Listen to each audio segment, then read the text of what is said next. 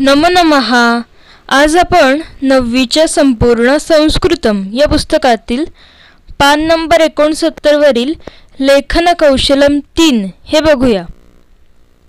इथे काय म्हटले बघा. मंजुषातः शब्दान योजयित्वा संवादम पूरयत.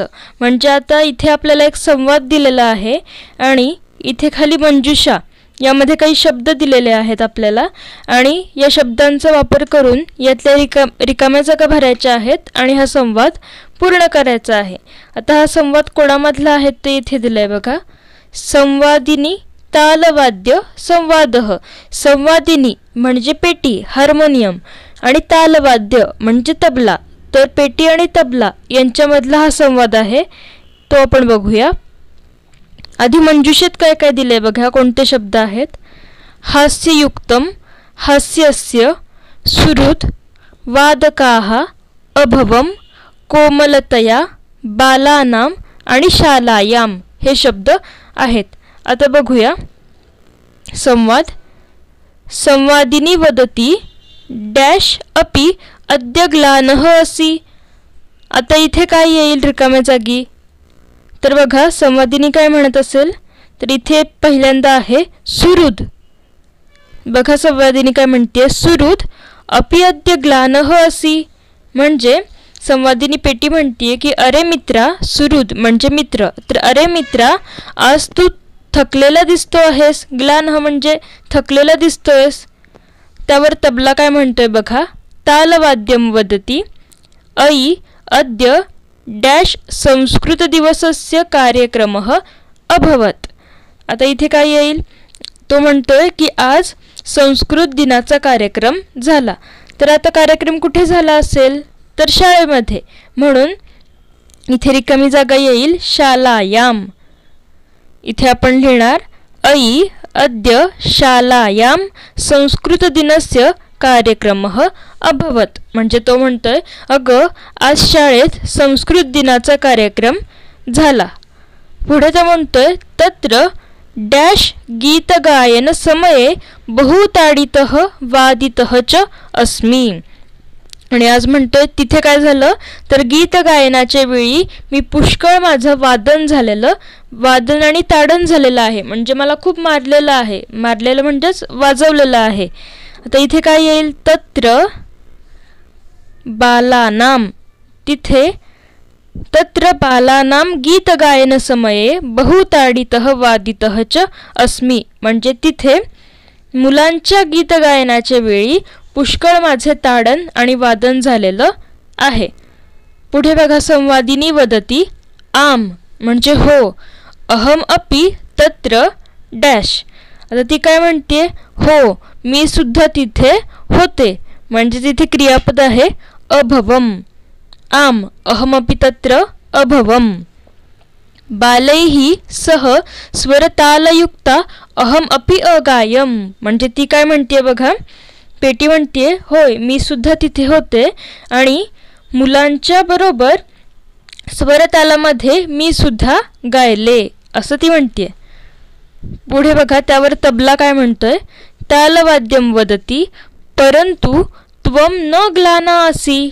म्हणजे तो म्हणतोय हो परंतु तरी सुद्धा तू थकलेली नाहीस असं म्हणतोय. डॅश तव वदनम उल्हसती. म्हणजे आता इथे बघा इथे रिकामी जागा येईल हास्ययुक्तम तव वदनम उल्हसती. म्हणजे जरी तिथे होतीस तरी सुद्धा तू थकलेली दिसत नाहीयेस. तुझा चेहरा तव वदनम म्हणजे तुझा चेहरा अगदी हास्ययुक्त उल्हसित असं दिसत आहे. कारण की चित्रातही आपल्याला तसंच दिसतंय बघा. पुढे संवादिनी म्हणजे पेटी म्हणते मित्र त्वाम डॅश ताडयंती अतः त्वम ग्लानः भवसि. म्हणजे ती म्हणते मित्रा तुझे इथे येईल वादकाः. मित्र त्वम वादकाः ताडयंती. म्हणजे मित्रा तुझे वादक जे आहेत ते तुझं ताडन किंवा मारतात म्हणजेच वाजवतात तुला. त्याच्यामुळे अतः त्वम ग्लानः भवसि आणि त्यामुळे तू थकलेला आहेस. पुढे म्हणते माम तू अतीव डॅश वादयन्ति. माम तू अतीव इथे येईल कोमलतया. माम तू अतीव कोमलतया वादयन्ति म्हणजे मला तर अत्यंत कोमलतेने वाजवतात. अतः अहम मधुरम गायामी आणि त्यामुळे मी मधुर गाते. पुढे आहे इदम मम डॅश रहस्यम. इथे येईल इदम मम हास्यस्य रहस्यम. हेच माझ्या हास्याचे रहस्य आहे. तर हा होता संवाद पेटी आणि तबला मधला आणि याच्यातल्या गाळलेल्या जागा आपण भरलेल्या आहेत. आता पुढे बघा. पुढे म्हटलंय मंजुषातः शब्दान योजयित्वा निबंधम पूरयत. आता इथे संगणकः म्हणजे संगणकावरचा एक निबंध दिलेला आहे आणि इथे सुद्धा कंसात काही शब्द दिलेले आहेत आणि ते वापरून आपल्याला हा संवाद पूर्ण करायचा आहे. आता मंजुषातले शब्द बघा कोणकोणते आहेत. आंतरजाले मनुष्यः आवश्यकः कार्याणि एतानि सुयोग्येन समस्याः आणि संगणकस्य. आता आपण एक एक वाक्य बघूया. बघा संगणकः इदानींतनकाले संगणकः भोजनम इव डॅश म्हणजे म्हटलंय सध्याच्या काळामध्ये संगणक म्हणजेच कॉम्प्युटर हा जेवणाप्रमाणे काय असेल तर इथे आहे गाळलेली जागा आवश्यकः.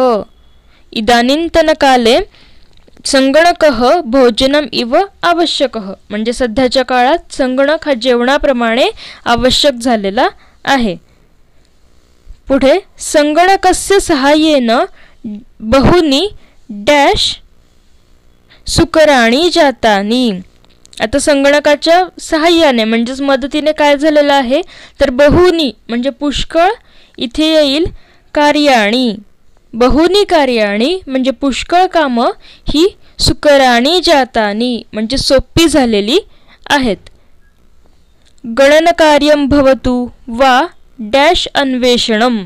गणनकार्यम म्हणजे मोजण्याचे काम असो किंवा इथे येईल आंतरजाले अन्वेषणम. आंतरजाले म्हणजे इंटरनेटवर काही अन्वेषण म्हणजे काही शोधायचं असेल तर सह तूर्णमेव कार्यम करोति म्हणजे काही मोजायचं असेल किंवा इंटरनेटवर काही शोधायचं असेल तर तो पटकन कार्य करतो. तूर्णमेव म्हणजे पटकन कार्य करतो.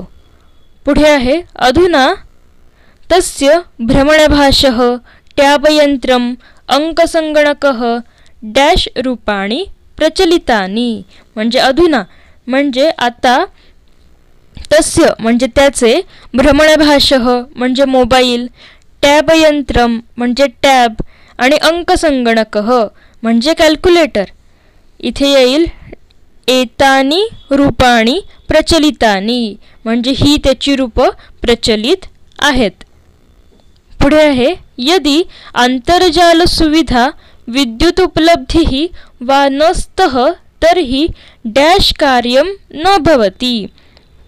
तर इथे येईल तर्हि संगणकस्य कार्यम न भवति म्हणजे काय म्हटलंय बघा. यदि आंतरजाल सुविधा म्हणजे जर इंटरनेट सेवा किंवा विद्युत उपलब्धी म्हणजे विजेची जर उपलब्धी नसेल हे दोन्ही जर नसेल म्हणजे इंटरनेट नसेल वीज नसेल तर काय होईल संगणकाचे काम होत नाही. म्हणून इथे संगणकस्य ही रिकामी जागा आपण लिहिणार. पुढे तदा डॅश असहाय्यः भवति तर तेव्हा काय होतं इथे येईल मनुष्यः. तेव्हा मनुष्य कसा होतो असहाय्य होतो. पुढे तस्य अत्याधिकोपयोगेन आरोग्यविषयकाः डॅश प्रादुर्भवन्ति. इथे येईल समस्याः म्हणजे काय होतं तर त्याच्या अत्याधिक म्हणजे जास्त जर उपयोग केला आपण तर काय होतं आरोग्यविषयक समस्या उद्भवतात. पुढे म्हटलंय किंतु तस्य डॅश सहाय्येन अस्माकं प्रगतिः एव.